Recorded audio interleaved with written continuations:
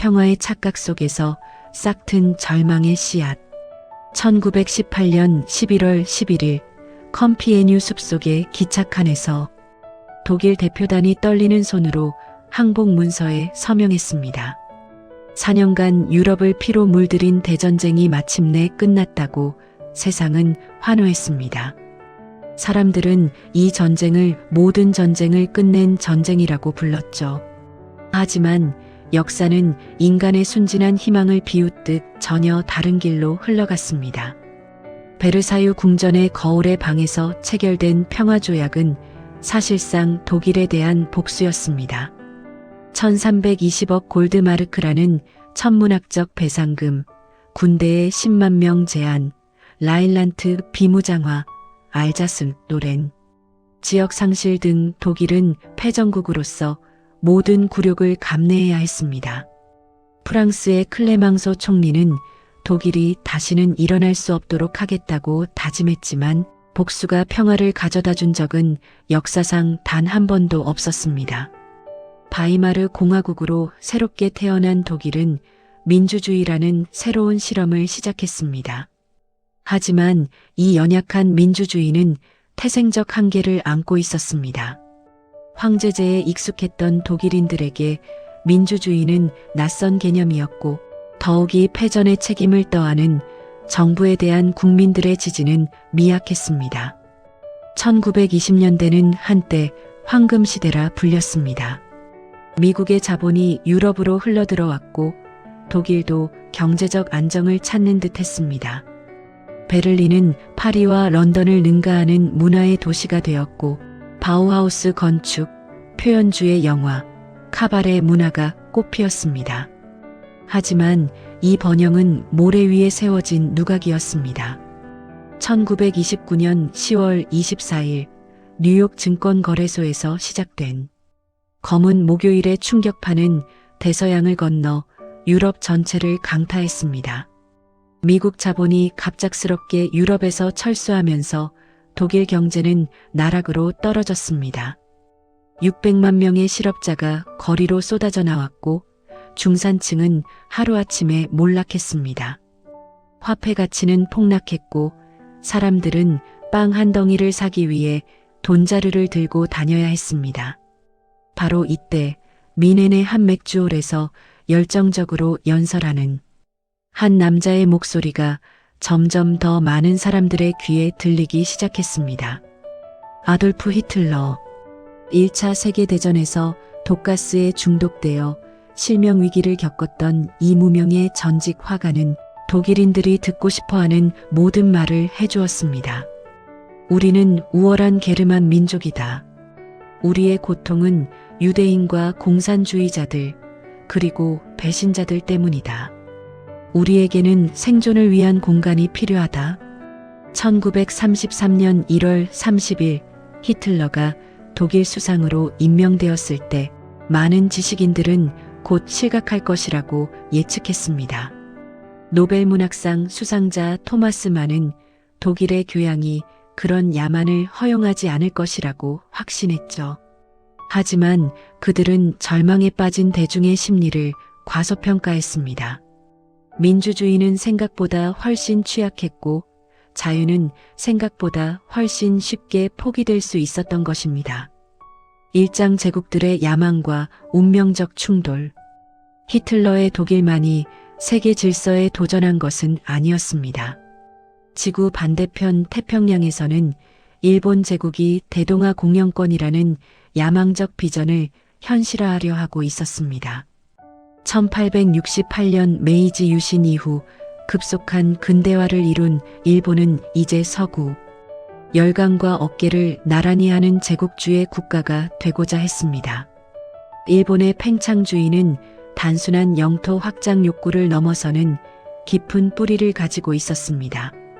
자원이 부족한 섬나라였던 일본은 생존을 위해 대륙으로 진출해야 한다고 믿었습니다. 또한 서구 제국주의에 맞서는 아시아의 맹주 역할을 자임했죠. 아시아는 아시아인의 것이라는 구호 아래 일본은 자신을 서구 제국주의로부터 아시아를 해방시킬 해방자로 포장했습니다. 1931년 9월 18일 만주사변으로 시작된 일본의 중국 침략은 이후 14년간 계속될 아시아 전쟁의 서막이었습니다. 관동군은 자작극을 통해 만주철도를 폭파하고 이를 중국군의 소행으로 조작했습니다. 불과 몇 개월 만에 만주 전체를 점령한 일본은 청나라의 마지막 황제 푸이를 앞세워 만주국이라는 괴뢰 국가를 세웠습니다. 1937년 7월 7일 베이징 근교 루거우차오에서 벌어진 우발적 충돌은 전면적인 중일전쟁으로 확전되었습니다. 같은 해 12월 일본군이 중국의 수도 난징을 점령했을 때 벌어진 참상은 일본 제국주의의 잔혹한 본질을 적나라하게 드러냈습니다. 6주 동안 30만 명의 중국인이 체계적으로 학살당했습니다. 하지만 국제사회는 방관했습니다. 너무 멀리 떨어진 일이라고 생각했기 때문입니다. 한편 유럽에서는 히틀러가 한 걸음씩 야망을 현실로 만들어가고 있었습니다. 1935년 자를란트 주민투표를 통한 독일 복귀, 1936년 베르사유 조약을 일방적으로 파기한 라인란트 재무장. 히틀러는 매번 이것이 마지막 요구라고 약속했지만 그 약속을 지킨 적은 없었습니다. 1938년 3월 히틀러는 자신의 고향인 오스트리아를 안슐루스 합병시켰습니다. 비엔나 시민들이 열광적으로 독일군을 환영하는 모습을 본 세계는 충격을 받았습니다. 모차르트와 베토벤의 나라가 나치의 품에 안긴 것입니다.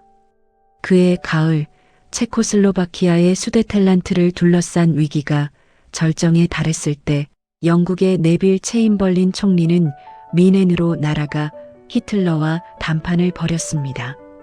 9월 30일 체결된 미넨 협정을 통해 수데텔란트는 독일에 양보되었고 체인벌린은 런던으로 돌아와 우리 시대의 평화를 가져왔다고 자축했습니다. 하지만 윈스턴 처칠은 경고했습니다. 우리는 전쟁과 굴욕 사이에서 굴욕을 택했다. 이제 우리는 전쟁과 굴욕을 모두 갖게 될 것이다. 1939년 8월 23일 세계는 충격적인 소식에 경악했습니다. 나치 독일과 소비에트 연방이 불가침 조약을 체결했다는 것이었습니다. 몰로토프, 리벤트로프 조약으로 불린 이 협정은 파시즘과 공산주의라는 극과 극의 이데올로기가 현실 정치 앞에서 손을 잡은 순간이었습니다. 히틀러는 두 전선 작전을 피하고 싶었고 스탈린은 소련의 준비 시간을 벌고 싶었던 것입니다. 그리고 마침내 그 운명의 순간이 도래했습니다.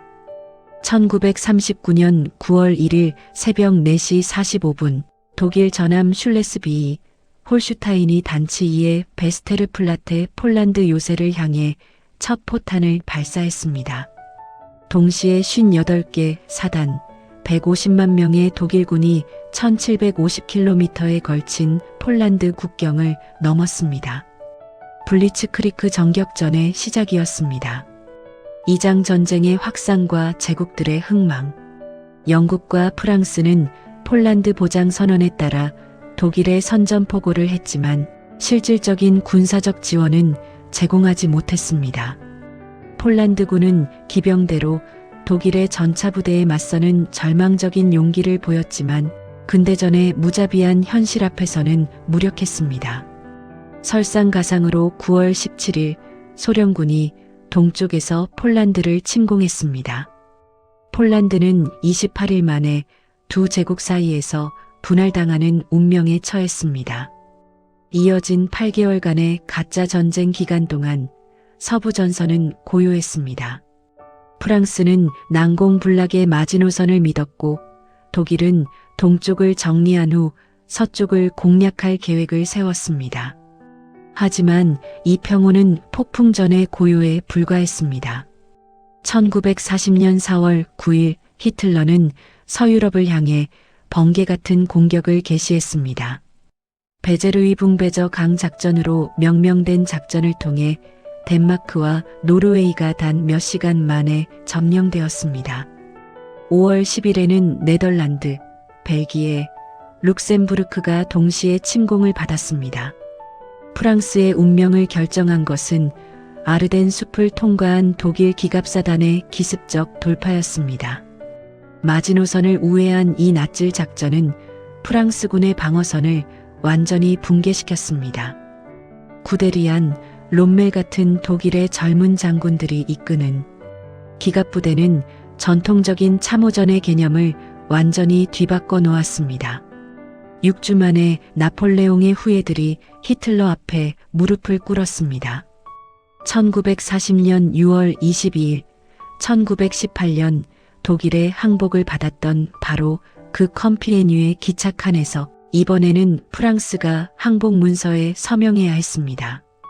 히틀러의 복수가 완성된 순간이었죠. 에펠탑의 펄럭이는 하켄크로이츠 깃발은 유럽 대륙이 나치의 지배 아래 들어갔음을 상징했습니다. 하지만 영국은 항복하지 않았습니다. 윈스턴 처칠이 총리가 되면서 영국의 의지는 더욱 확고해졌습니다. 우리는 해변에서 싸울 것이고 상륙지에서 싸울 것이며 들판과 거리에서 싸울 것입니다. 우리는 결코 항복하지 않을 것입니다. 처칠의 이 역사적 연설은 영국민의 마음에 불굴의 투지를 심어주었습니다. 1940년 여름부터 시작된 브리튼 공중전은 전쟁의 첫 번째 중대한 전환점이었습니다. 고링이 지휘하는 독일 공군 루프트바페의 2600대 항공기와 영국 공군 RAF의 900대 항공기가 영국 상공에서 치열한 공중전을 벌였습니다. 영국의 젊은 조종사들은 소수의 많은 것을 위한 희생이라는 처칠의 표현처럼 목숨을 걸고 하늘을 지켰습니다. 레이더라는 새로운 기술과 스피파이어, 허리케인 전투기의 성능, 무엇보다 조종사들의 헌신이 결합되어 독일의 야망을 저지했습니다. 하지만 히틀러의 가장 치명적인 실수는 1941년 6월 22일에 저질러졌습니다. 소련 침공, 바르바로사 작전의 개시였습니다. 나폴레옹도 실패했던 러시아 원정을 히틀러가 반복한 것입니다. 300만 명의 독일군과 60만 명의 추축국 동맹군이 2000km의 전선에 걸쳐 소련을 공격했습니다. 삼장 개인의 선택과 인간 존엄성의 승리, 거대한 전쟁의 소용돌이 속에서 진정으로 역사를 움직인 것은 총과 대포가 아니라 개인의 선택이었습니다. 평범한 사람들의 용기와 양심이 역사의 거대한 흐름을 바꾸었습니다. 독일 본토에서는 미넨 대학교의 젊은 학생들이 목숨을 걸고 저항하고 있었습니다.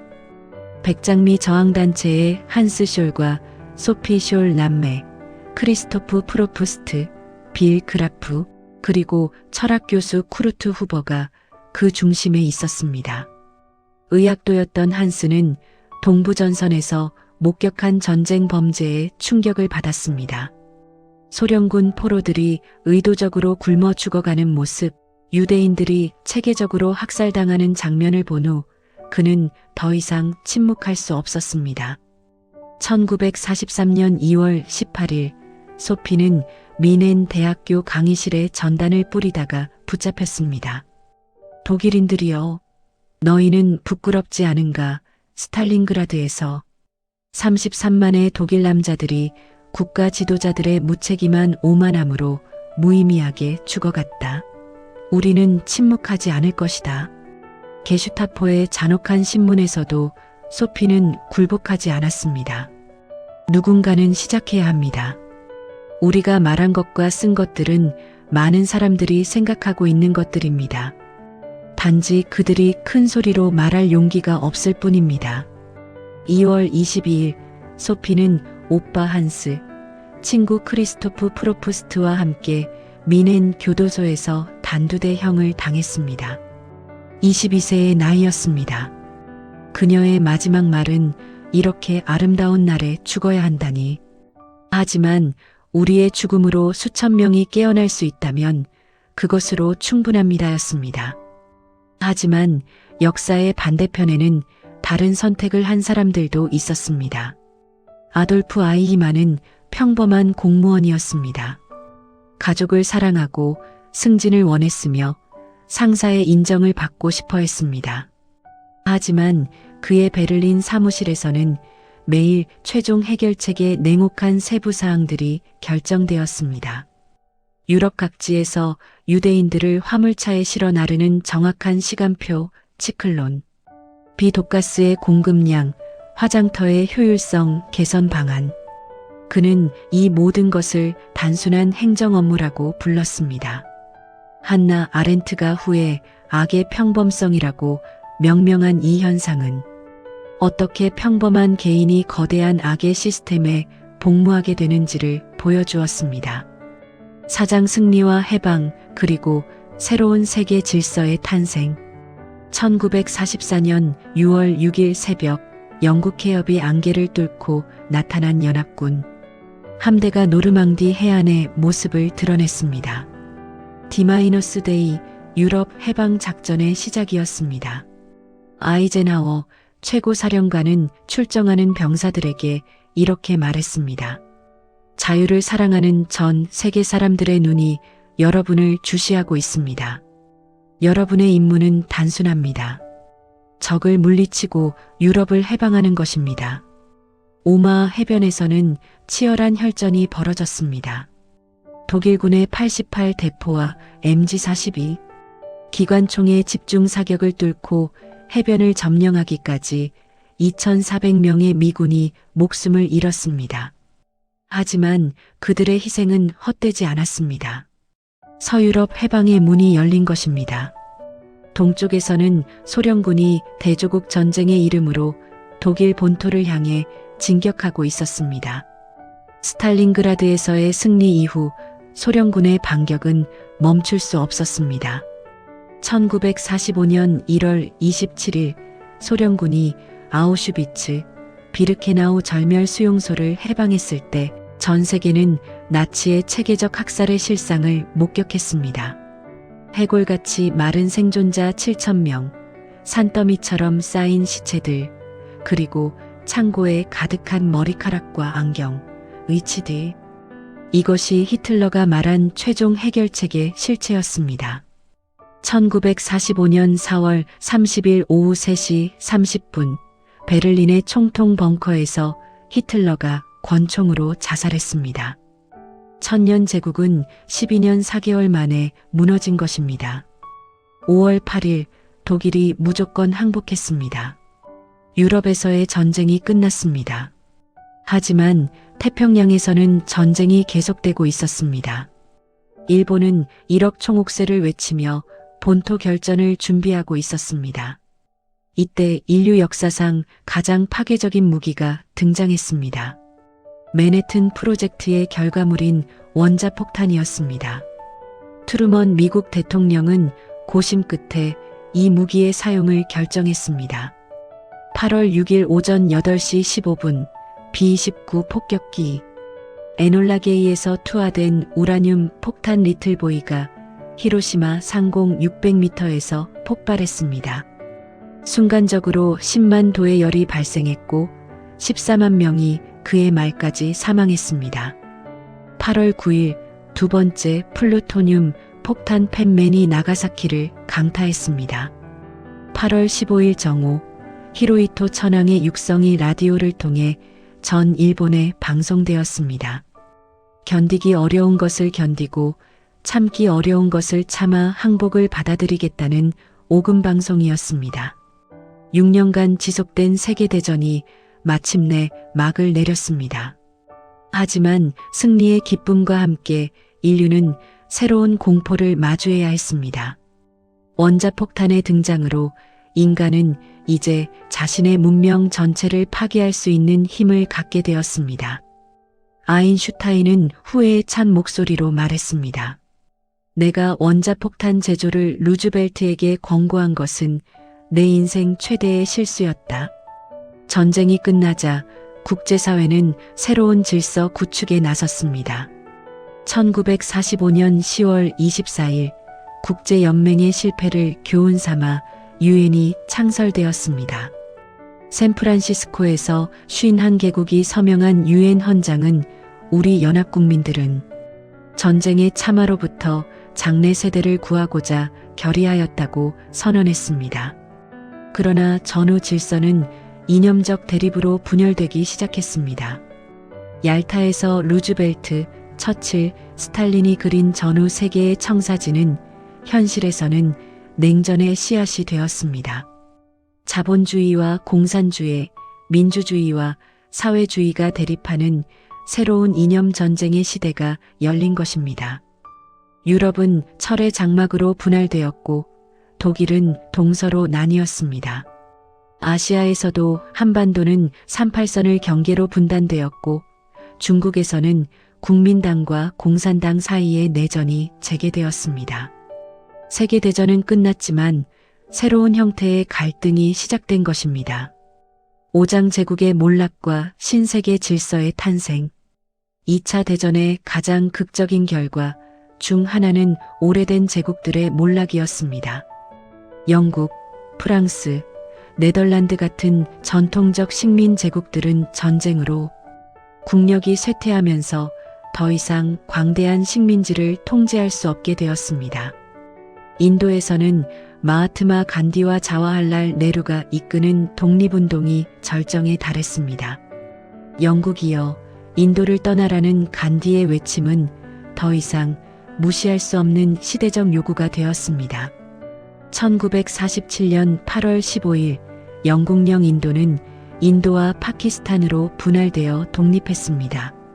영국이 자랑하던 해가 지지 않는 제국의 가장 소중한 보석이 떨어져 나간 것입니다.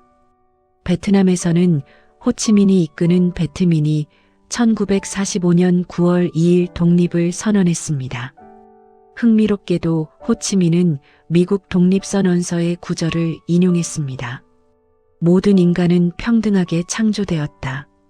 창조주는 그들에게 양도할 수 없는 권리를 부여했다. 하지만 프랑스의 재식민화 시도로 인도차이나에서는 또 다른 전쟁이 시작되었습니다. 한편 중동에서는 홀로코스트의 충격으로 유대인 국가 건설에 대한 국제적 공감대가 형성되었습니다. 1948년 5월 14일 다비드 벤구리온이 이스라엘 독립을 선언했습니다. 하지만 이는 팔레스타인 아랍인들과의 새로운 갈등의 시작이기도 했습니다. 이런 변화 속에서 두 개의 새로운 초강대국이 등장했습니다. 미국은 전쟁을 통해 경제력과 군사력 모두에서 압도적 우위를 확립했습니다. 1945년 미국의 GDP는 전 세계의 절반을 차지했고 핵무기를 독점하고 있었습니다. 반면 소련은 막대한 인적, 물적 피해에도 불구하고 동유럽 전체를 세력권에 넣으면서 또 다른 초강대국으로 부상했습니다. 스탈린의 소련은 사회주의 이념을 전 세계에 전파하려는 야망을 드러냈습니다. 에필로그 기억의 의미와 현재적 교훈. 제2차 세계대전이 끝난 지 80년이 흘렀습니다. 그 전쟁을 직접 경험한 세대는 이제 거의 남아있지 않습니다. 하지만 그 전쟁이 우리에게 남긴 교훈들은 오늘날에도 여전히 절절하게 다가옵니다. 무엇보다 중요한 교훈은 민주주의와 자유가 결코 당연한 것이 아니라는 점입니다. 바이마르 공화국의 붕괴는 경제적 위기와 정치적 혼란 속에서 민주주의가 얼마나 쉽게 무너질 수 있는지를 생생하게 보여주었습니다.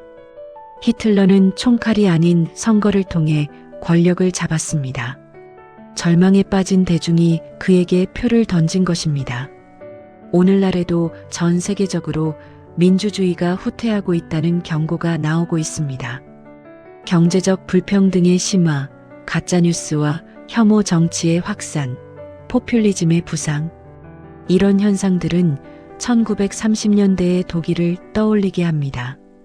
역사는 반복되지는 않지만 운율을 맞춘다는 마크 트웨인의 말처럼 우리는 과거의 교훈에서 현재의 위기를 읽어낼 수 있어야 합니다.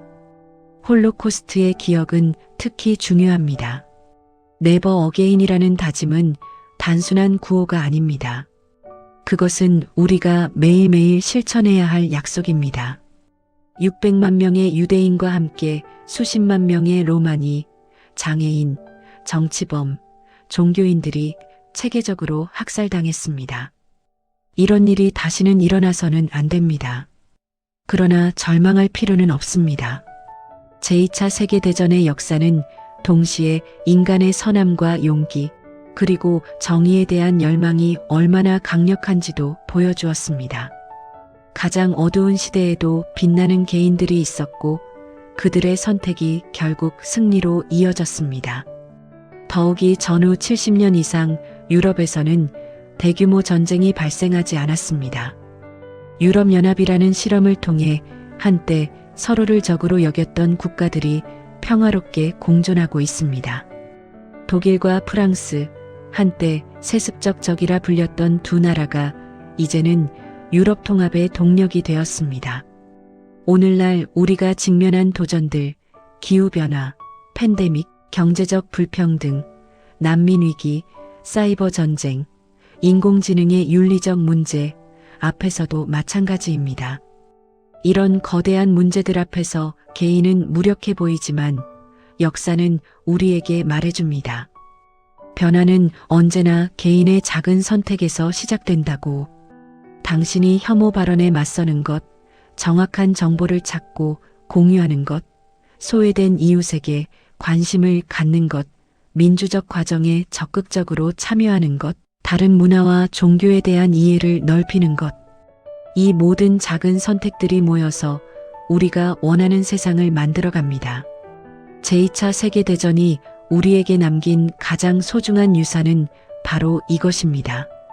역사는 거대한 힘들에 의해서만 만들어지는 것이 아니라 개인 하나하나의 선택에 의해서도 만들어진다는 것.